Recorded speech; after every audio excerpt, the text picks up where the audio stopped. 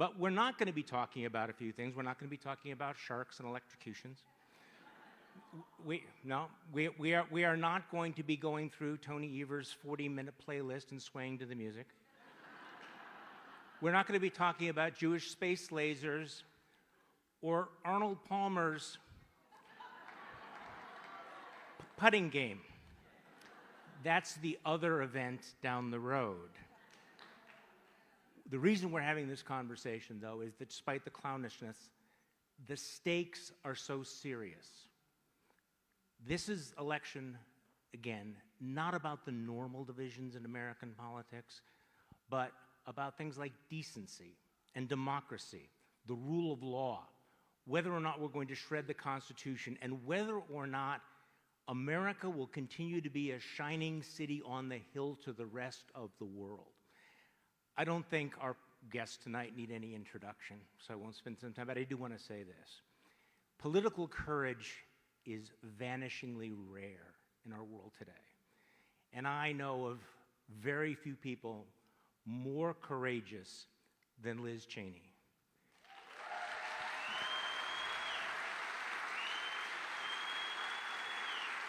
Liz Cheney has given up a lot, but she's also inspired a lot of us. And the thing about Liz Cheney to keep in mind is that Liz Cheney knows that January 6th was not a day of love. So please join me in welcoming to the stage Congresswoman Liz Cheney.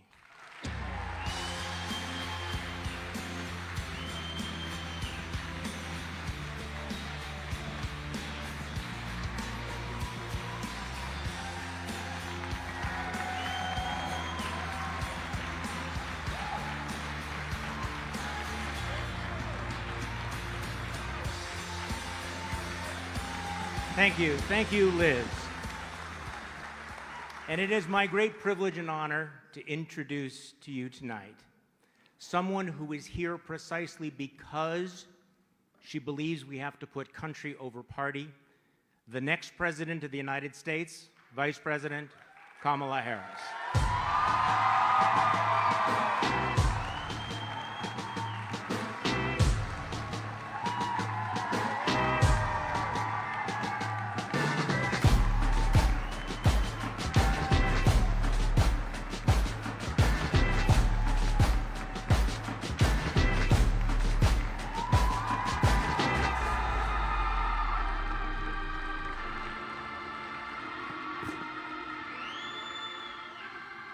Good evening, everyone. Good evening. And Vice President, welcome back to Wisconsin. It is good to be back. You know, so Tony Evers, that's funny about his playlist. Is it really that long? No. Okay. Every time I land in Wisconsin, almost every time, Tony Evers, the governor, will meet me on the tarmac. And because I did live in Wisconsin when I was 5 years old, every time he will say, "Welcome home." So I do feel and have a connection to Wisconsin and feel a sense Actually, we all have connections to Wisconsin, which makes this event, I think, so important with 15 days to go. So let's just dive right into all of this. There are actually undecided voters out there. Yeah. And there are undecided voters here. Yeah. People who have never voted for a Democrat, moderates, conservatives who voted for people named Bush and Cheney and Ford and Reagan and Bob Dole. Yeah. Wow, that's a throwback, isn't it? But I guess the question is, what is your pitch to them? Why should they do something they've never done before? Why should they cross over party lines and vote for you? Well, I start from the belief, based on a lived experience, that the vast majority of us have more in common than what separates us. I also know that you all are here spending time that you could be spending doing a number of other things with all of the obligations you each have. And you are here because we together love our country. We love our country, and we believe in the foundational principles that are at stake in this election. I believe that when we think about who we are as the American people, There is more we have in common than what separates us when we think about what is at stake in terms of our democracy, rule of law, the Constitution of the United States, national security, the standing of our country in the context of the world. All of that is at stake. And I will share with you, Charlie, when I was in the Senate for those 4 years that I was there, my favorite committee was the Senate Intelligence Committee, and I'm going to tell you why. We would walk into that meeting in a skiff, which is a secure room. We'd have to leave our cell phones outside. The press, with all due respect, were not allowed in, no cameras.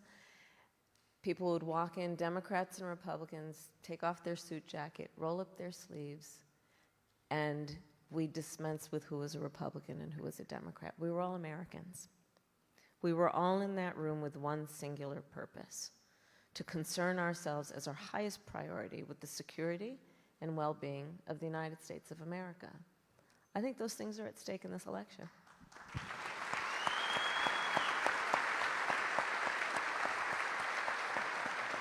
Congresswoman Cheney, you know how hard this is, though. You know how hard it is to break away from tribal loyalty, to do something you haven't done before. So I'd like you to address that as well. Lindsey Graham was on television yesterday saying, what are you, never Trump Republicans, what are you thinking of? How could you possibly do all of this? There are a lot of people who are listening to us who may be disillusioned with what's happening with the Republican Party, but they're afraid of paying the price because there is a cost to all of that. So what do you say to those Americans? Well, don't listen to Lindsey Graham, number one. It's good life advice, actually. But what I say is that what undergirds everything that we are as a nation, everything that we are as a nation, is the rule of law, and it's our Constitution. And when you look at what Donald Trump did after the last election, when you look at the cruelty that's involved in someone who watches an attack on the United States Capitol, an attack conducted by people in his name, and refuses for over 3 hours to tell the mob to leave, I mean, people just need to think about what that's depravity. He watched the attack happen, and people kept asking him, please tell the people to leave. And law enforcement officers were being brutally beaten, and the Capitol was being assaulted, and he would not tell people to leave for over 3 hours. That cruelty is the same cruelty that we see when he lies about the federal government's disaster response, when he puts people's lives at risk because he won't tell the truth. He's a man who's unfit to be the president of this good and honorable and great nation. And so I've spent a lot of time working before I was elected to Congress in countries around the world that weren't free, or where people were trying to achieve their freedom. And I know how fragile this can be, how fragile democracy can be. And so in this election, we have a choice. We have the choice of somebody in Vice President Harris who you know is going to uphold the rule of law. You know that she's going to lead this country with a sincere heart. You know that she is going to always be thinking about what is best for this nation. We might not agree on every issue, but she is somebody that you can trust and someone that our children can look up to. And I think it's so important for us to cast the vote for Vice President Harris this time around. Vice President, I was thinking about one of your social media posts recently where you go through all the things that Donald Trump has bailed out of, that he won't debate you, that he won't do interviews, that he's refusing to release certain information. And you asked an interesting question, what is he hiding? Yeah. So what in fact is he hiding? Well, I wonder what is he hiding. I also wonder what his staff is trying to hide by preventing or suggesting he not debate me again, not do these interviews. It is the norm, as you know, that presidential nominees will do a 60 Minutes interview. He has refused to do that. He is pulling out of interviews left, right, and center. And I think that what we see about him in public, whether it be his rallies or, as you said, the would it be called just a solo dance? I don't. know that it has a, I don't think know that it has a name to it. Dance is What- really generous. Yes, where dance would be what that generous. was, I think it does lead us, and it should lead us to observe that he is increasingly unstable. But you don't have to take my word for it. Listen to the people who know him best. The people who worked with him in the White House, in the Oval Office, in the Situation Room. His former chief of staff, 2 former secretaries of defense, his secretaries of defense, his former national security advisor, and of course his former vice president. And they have each talked about, the chief of staff, that Donald Trump has contempt for the Constitution of the United States. Not only has that been said by a former chief of staff of the former president, but we know he has openly talked about his intention to terminate the Constitution of the United States. I have taken that oath 6 times as district attorney, twice, elected and reelected, as attorney general of the largest state in California, twice, as United States Senator, and actually now as vice president. And the Congresswoman and I have talked about that. That is an oath one must take seriously. It is a duty to defend and honor and uphold the Constitution of the United States. He has said he would terminate it. Anyone who wants to be president of the United States should never again be able to stand behind the seal of the President of the United States, having said they would terminate the Constitution of the United States.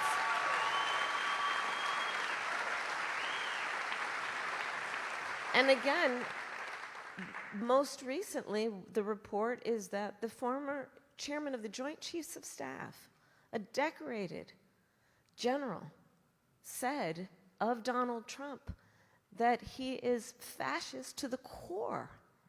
These are the people who know him best, people who worked with him. And so, yes, we can talk about that moment on stage of the music and all that, but I think it's very important that we acknowledge, and I've said publicly, Donald Trump is an unserious man. And the consequences of him ever being president of the United States again are brutally serious. Brutally serious. To the Congresswoman's point, I have now, as Vice President of the United States, met over 150 world leaders, presidents, prime ministers, chancellors, and kings. Many of them multiple times. We are on a first-name basis. Most of them allies in connection with NATO, and I've met with them in connection with our standing rightly with Ukraine. The world is watching this election, and our allies are worried.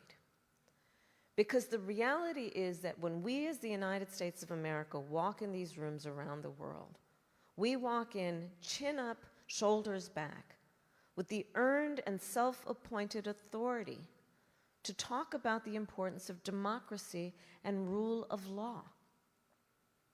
And being a role model, this is a room of role models, we know as a role model, people watch what you do to see if it matches up to what you say.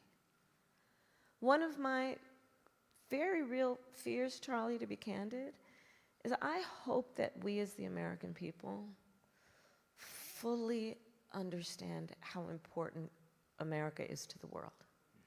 I hope we really, really understand that.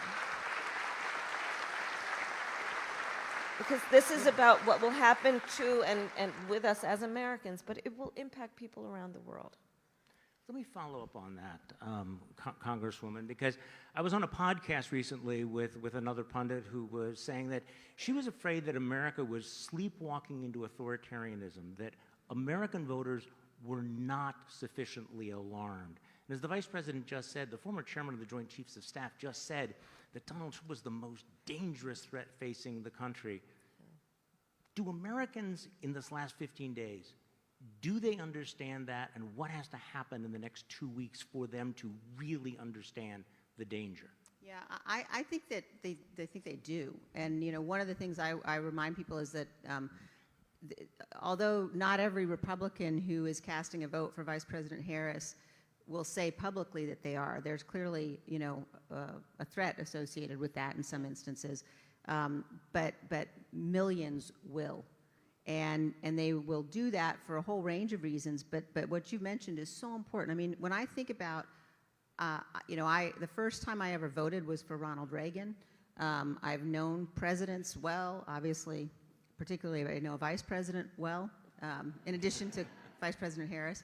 And I watch how our presidents have operated. And even when there have been presidents that we have potentially disagreed with on issues, they've respected the Constitution. I mean, think about the 2000 election and how close that was, and what Vice President Gore did in his concession speech and in ensuring that we had the peaceful transfer of power. And so I would just urge people, again, you don't have to take my word for it, but look at what the people closest to Donald Trump are saying about him. Look at the testimony of the leaders of his Justice Department, the leaders of his campaign, the most senior officials in his White House. Look at their testimony in front of the Select Committee.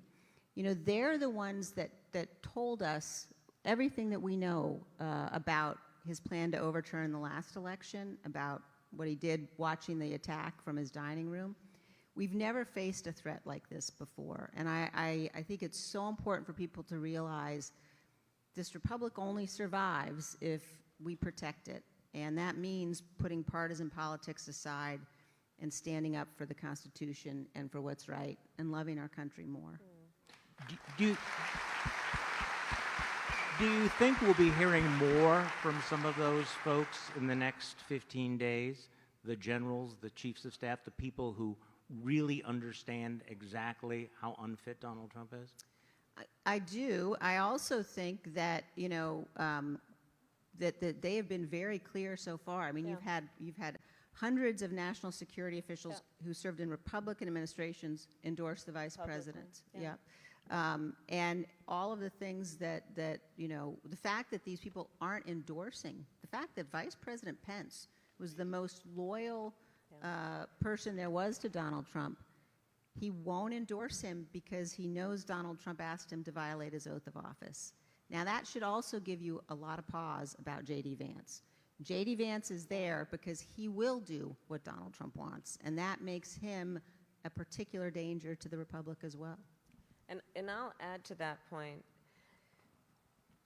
Understand also what happened in the last few months when the Supreme Court essentially told the former president he will be immune from anything he does in office. So whereas before there was at least some threat of consequence and accountability, that no longer exists. And to the Congresswoman's point, imagine Donald Trump, based on everything we know about him and everything we see now and before, imagine him with no guardrails.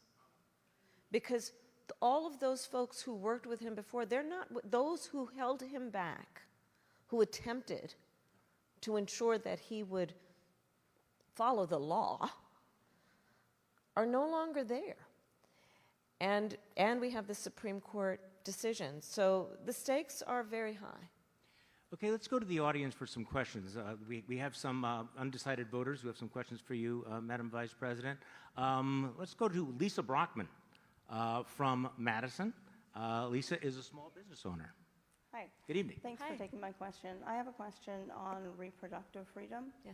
And I come from a conservative, Christian, pro-life family. And I was a Republican until Donald Trump's presidency. Like most Americans, I believe in a woman's right to choose. And with the overturning of Roe v. Wade, my 21-year-old daughter now has fewer rights than her mother or her grandmother's.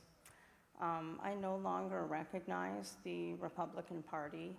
They have introduced bills from everything from restricting birth control to bringing homicide charges for abortion. It is such an extreme, radical agenda by any standards. And it seems less about the unborn and more about controlling women. So my question is, what are your thoughts on this extremism? And how can we restore those fundamental human rights that have been taken away from the American women? Thank you. So to your point, when Donald Trump was president, he hand-selected 3 members of the United States Supreme Court with the intention that they would undo the protections of Roe, and they did as he intended. And now there are at least 20 states in our country that have criminalized healthcare providers, to your point. I mean, in Texas, the law provides for prison for life for a doctor, nurse, healthcare provider for doing what they believe is healthcare and in the best interest of their patient. Punishing women, I was actually just this week, just a few days ago, in the state of Georgia with the mother of a young woman who died because of Georgia's abortion ban, and she had to go to another state, and it's a long and very tragic story that did not have to be. And here's how I think about this issue.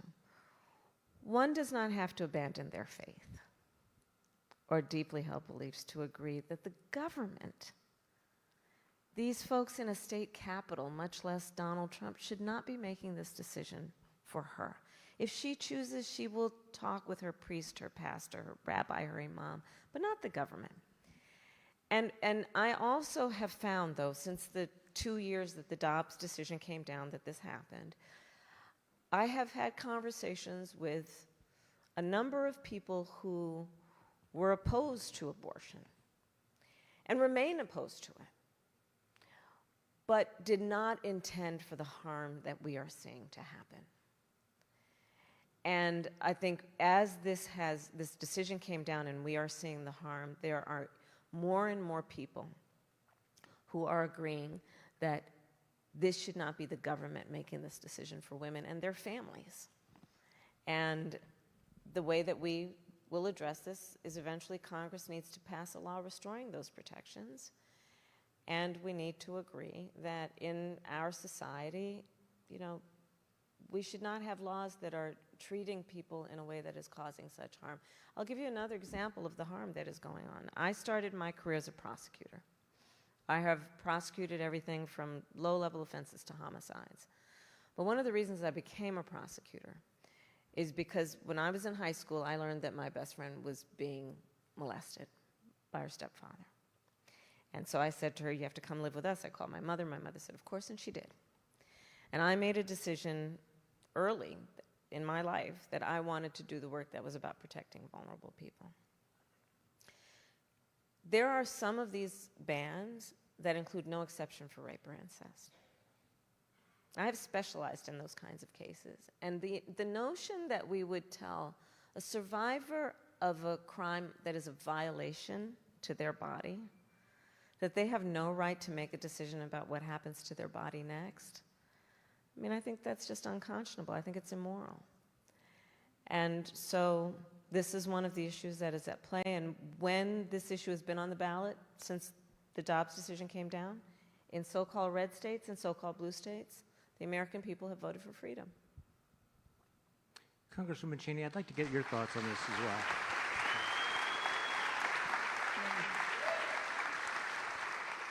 You know, I'm pro-life, and I have been very troubled, deeply troubled, by what I have watched happen in so many states since Dobbs. And I have been troubled by the extent to which you have women who, as the Vice President said, in some cases have died, who can't get medical treatment that they need because providers are worried about criminal liability. You know, we're facing a situation today where I think that it's an untenable one. And I think that as we deal with issues like this one, having a president who understands how important compassion is, who understands that these shouldn't be political issues, that we ought to be able to have these discussions and say, you know what, even if you are pro-life, as I am, I do not believe, for example, that the state of Texas ought to have the right, as they're currently suing to do, to get access to women's medical records. I mean, there are some very fundamental and fundamentally dangerous things that have happened. And so I think that it's crucially important for us to find ways to have the federal government play a role and protect women from some of the worst harms that we're seeing. But again, I just think that if you look at the difference in the way that Donald Trump is handling this issue, you know, Donald Trump at one point called for criminal penalties for women. Now, you know, he's been now trying to you know, sort of be all over the place on this issue, although he expresses great pride for what's happened. And I think the bottom line on this, as on so many other issues, is, you know, you just can't count on him. You cannot trust him. We've seen the man that he is. We've seen the cruelty, and America deserves much better. Thank you. Thank you, Lisa. So we have another question. Carolyn Mitchell from Wauwatosa has a question for the Vice President as well. Hi. I have concerns about the strength and the health of the Medicare and the Social Security system. Mm-hmm. There have been a lot of suggestions for improving or protecting it. Some of them raising the age for full acceptance of Social Security. There's also the idea that we would end the cap on the Social Security tax. There is also the suggestion that we raise the tax rate on both Medicare and Social Security. And of course, the last one is to reduce the benefits. So my question for you is, how can we protect the health of both Social Security and Medicare without reducing the benefits? Thank you. So, first of all, thank you for your question. Actually, just today, I believe it was, within the last 24 hours or so, an independent review of Donald Trump's policy on Social Security has indicated that under his policy, Social Security would become insolvent in 6 years.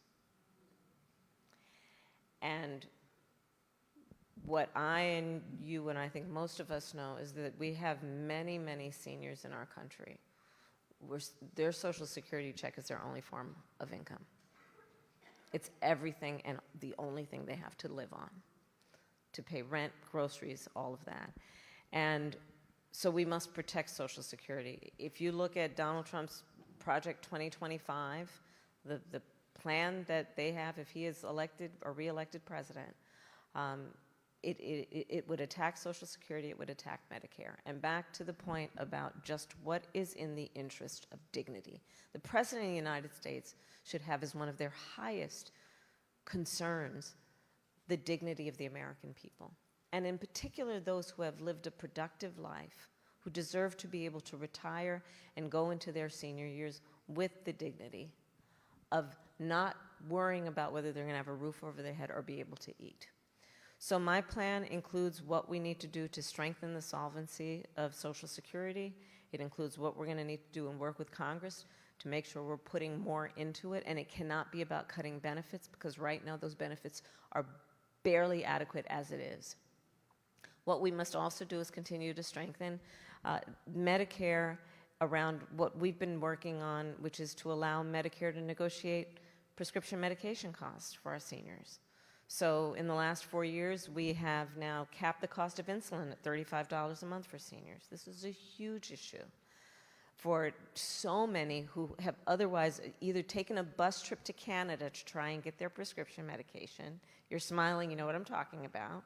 Or not that you have, I'm not suggesting that. Not suggesting that. And we've also capped the cost of prescription medication at $2,000 a year for our seniors. Understanding again that this is a related issue, which is what is causing our seniors to be on the verge of bankruptcy and homelessness, by the way. The other work that we have to do is to deal with home health care and how Medicare is covering that. So part of my plan is right now, the only way that there will be coverage for home health care is, generally speaking, Medicaid, which means that the family or the individual would have to spend down all of their savings to be able to be eligible for Medicaid. And frankly, I think it's just that's wrong, and it's just wrong. You know, I took care of my mother when she was sick, and the work that needs to happen to support our seniors to be able to stay in their home, to be able to live a life with dignity, should include that we will pay attention to the fact that not everybody can afford that help, not everyone has a family member who can do it, and so my plan includes having Medicare cover home health care work for seniors, so that you can stay in your home, for example, and have someone who can prepare a meal and help you put on a sweater.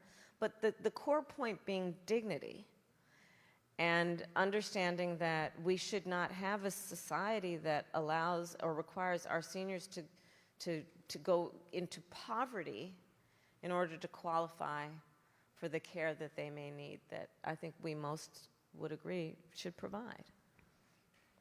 Thank you.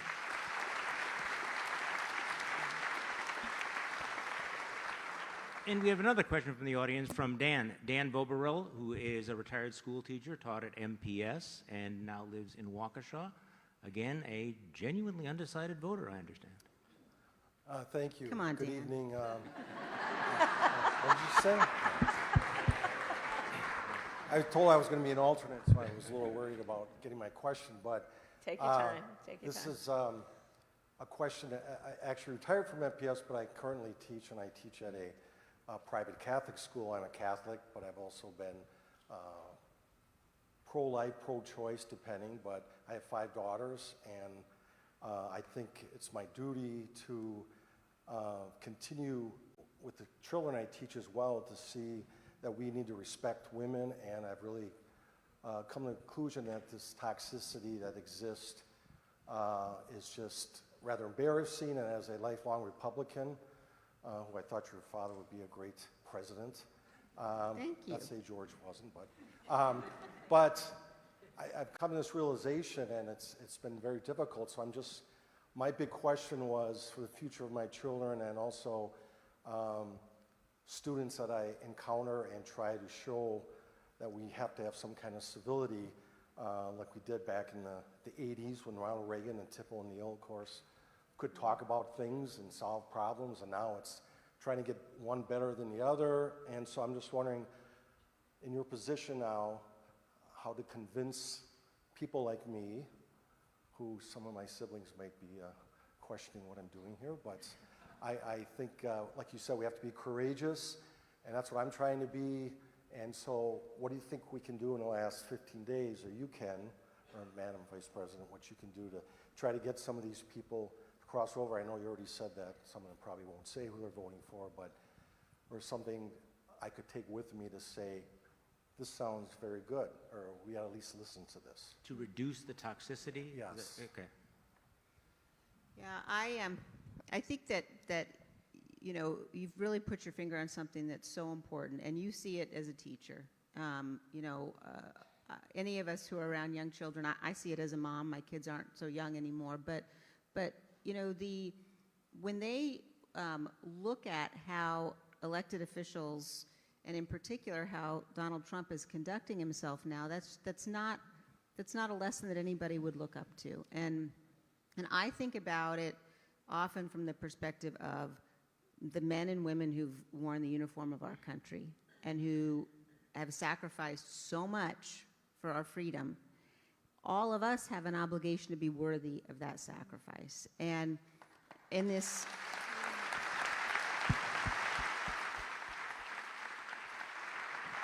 you know, in this moment, there are millions of good and honorable people who Donald Trump has just fundamentally betrayed.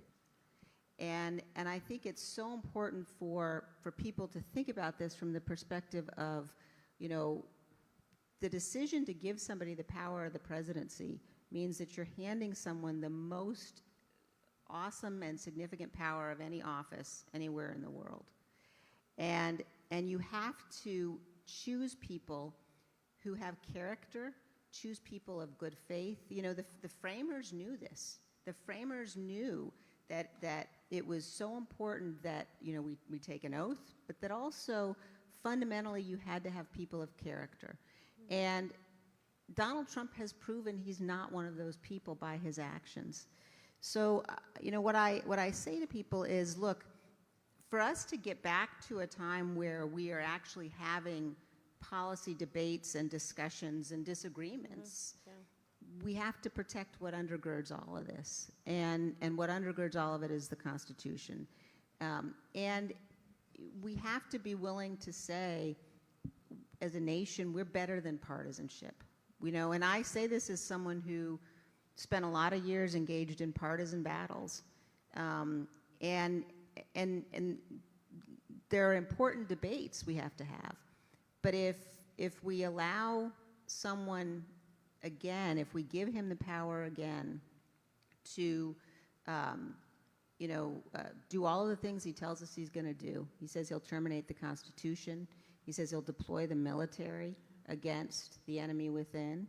That is a risk that we just simply can't take as a nation. And I think that, you know, this vote, this election cycle, this time around has to be about so much more than partisanship. And I will just end this by saying, and I also know, because I have spent time with Vice President Harris, because I have come to understand what she believes about how she will govern, that she will be a president for all Americans, that she's committed to listening and committed to having viewpoints, some of which, you know, come from different ends of the political spectrum. And if you think about how you conduct, you know, your life outside of politics, how we all conduct our everyday lives, those are the kinds of people that you trust. Those are the kinds of people you can work with. Like, if you wouldn't hire somebody to babysit your kids, like, you shouldn't make that guy the president of the United States. I mean, that's like pretty basic.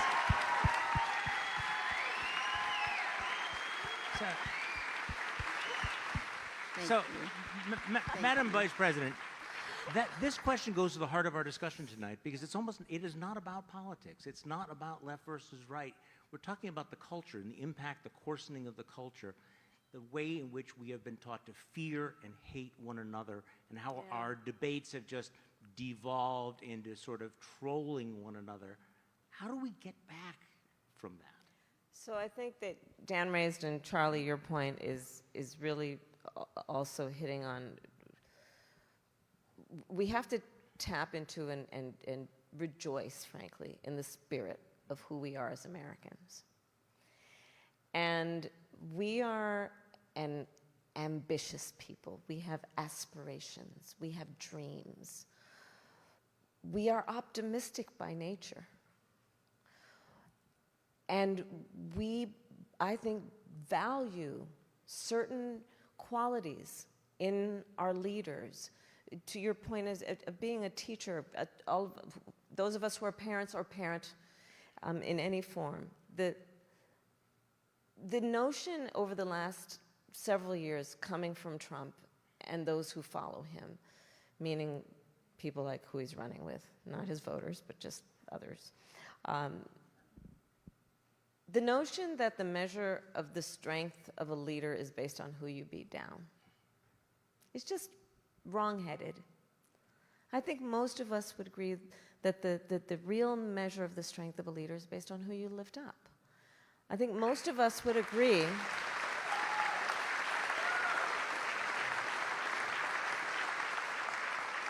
and most of us would agree that it is, when we talk about character, it is the sign of strong character to have empathy, to have some level of concern and care about the well-being of other people, and then to do something about that. And I think there's so much about this election that calls into question whether we are on a track with a Donald Trump as president to actually teach and to show our children our definition of a leader, and is that it? One of the issues that I think has resulted in the kind of toxicity that you've been describing is that he tends to encourage us as Americans to point our fingers at each other. That's not in our best interest. The vast majority of us have so much more in common than what separates us. We are stronger as a nation when we are working toward a common goal, at least on the most basic fundamental priorities. And I think in this election, you can look at, for example, how he presents in his events to know that he really does not have a plan for America that is about investing in our future, investing in our children, investing in our economies and new industries, investing in our relationships around the world. It's all about himself and his personal grievances. And do we want a president of the United States who spends full time plotting revenge while they sit in the Oval Office? Or a president who is actually focused on the American people? I would also say as a point that I think the Congresswoman exemplifies in so many ways, the strength of our democracy requires a strong two-party system. It really does. It requires that we have healthy debate, based on, based in logic and fact, and that we debate it out, have good vigorous debates, have a good fight over policy. That's good for democracy. But not to point our fingers and call each other names over trivial, petty grievances. So I think all of that is at stake in this election, and tapping into the commonalities that we have around some of these fundamental principles, I think, is going to be key. Well, that's why the stakes are so high, right? Because the presidency is a role model, but America is a role model to the rest of the world. Yes. So in the very short amount of time we have left, Congresswoman Cheney, just talk a little bit more about the stakes for the world. We haven't talked about the stakes for the future of Ukraine, NATO, of all the other democracies who are looking to us. They're so high, Charlie. And, America's safety and security depends upon America leading, and it depends upon allies. Yeah. And when you have someone who is erratic and chaotic and unstable, that puts all of us at risk. I tell people often, I spend a lot of time working on national security issues, and when people that I know in the Republican Party tell me they might be considering voting for Trump from a national security perspective, I ask them, go look at his national security policies. Please go look at them, because what he's proposing in terms of withdrawing from NATO, welcoming Vladimir Putin to attack our NATO allies, he praises Kim Jong-un, the leader of North Korea, and President Xi of China, and Putin of Russia. And if you listen to him, he doesn't just praise those people generally. He praises them for their cruelty, Yep.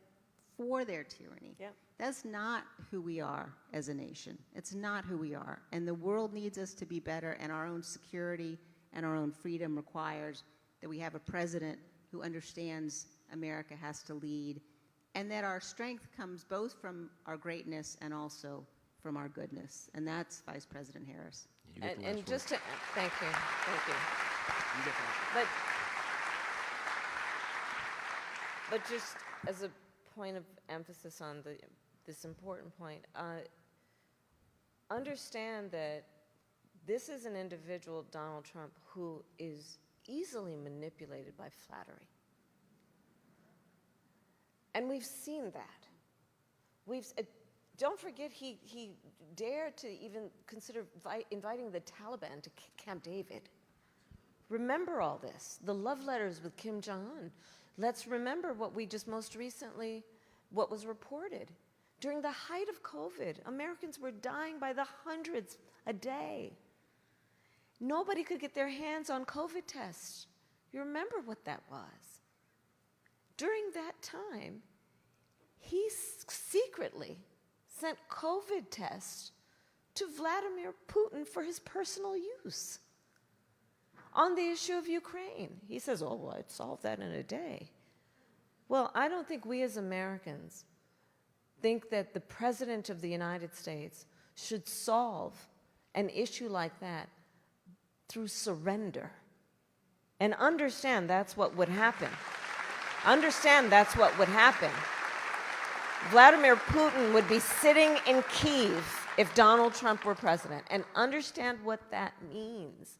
As so much that our allies understand, and that's why they're concerned about this election. If Putin were to get away with invading the sovereignty and territorial integrity of Ukraine, because America, the leader in bringing the allies together and standing for fundamental international rules and norms like sovereignty and territorial integrity, if Vladimir Putin got away with that, you think he wouldn't march next right into Poland and the rest of Europe? Because Donald Trump wants to please somebody that he considers to be a strong man who he admires? So on this and so many issues, the stakes are extremely high. But I would say this is a final point for now.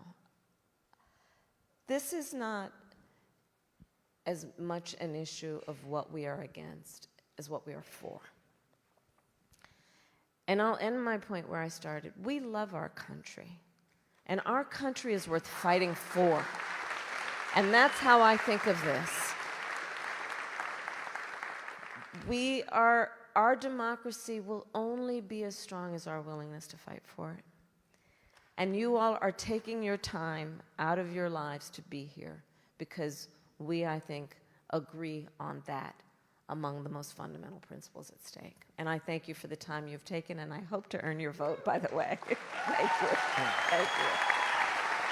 Thank you. And we have 15 days to make a decision. Thank you all for coming here to Brickfield Wilson. Thank you, Congressman Liz Cheney, Vice President Kamala Harris. Thank you so much.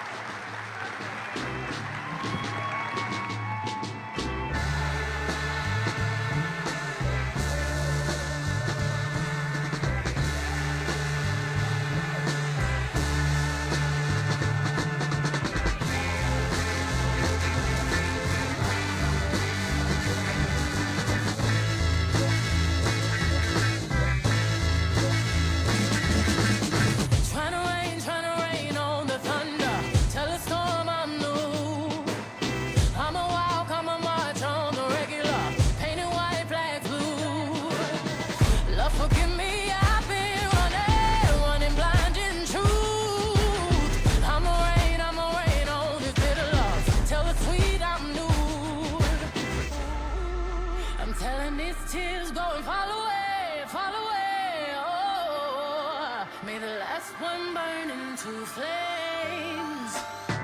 Freedom, freedom, I can't move. Freedom, cut me loose. Yeah. Freedom, freedom, where are you? 'Cause I need freedom too. I break chains all by myself. Won't let my freedom rot in hell. Hey, I'ma keep on running 'cause the winner don't quit on themselves.